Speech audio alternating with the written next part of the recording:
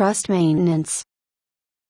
As previously outlined, the decision of a trustor to extend trust to a certain trustee is largely dependent on the perceived risks associated with that decision. 49 The decision to reciprocate an act of trust, however, is more dependent on the benefits received by the trustee from prior acts of trust in the relationship. 50 The important takeaway is that organizations and employees continuously analyze and estimate the benefits and costs of maintaining trust with other parties. Organizations failing to proactively manage trusting relationships might find once-hardened loyalties fraying over time. In the following paragraphs, we outline a number of pragmatic approaches to maintain trust from the perspective of the organization as trustor and trustee. Organization as trustor. As we reviewed earlier, trust is granted mostly on the basis of the trustworthiness the trustor perceives in the trustee. Accordingly, organizations should systematically evaluate the ability, benevolence, and integrity of employees and potential partners over time to ensure trust is being wisely granted. One consideration in this regard is to examine the type of contracts they use, as these can impact both perceived and actual trustworthiness of a potential trustee. For instance, studies have found that explicitly defined contracts led parties to rely on the contract to monitor and dictate their partner's behavior. As a result, trustors were less likely to attribute contract compliance to their partner's trustworthiness, which in turn led to strained trust development and reductions in pre-established trust. However, in cases where parties relied on informally defined contracts, trustworthiness could be more readily attributed, and there were higher levels of trust.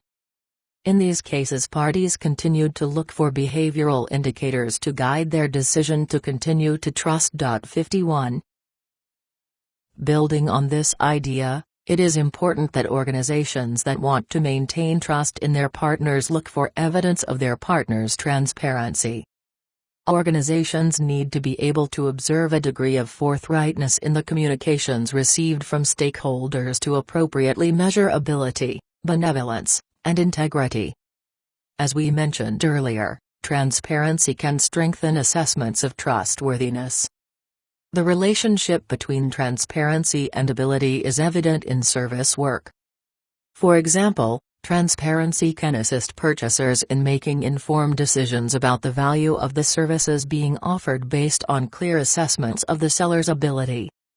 Transparent communication from the trustee can also facilitate the evaluation of benevolence and integrity.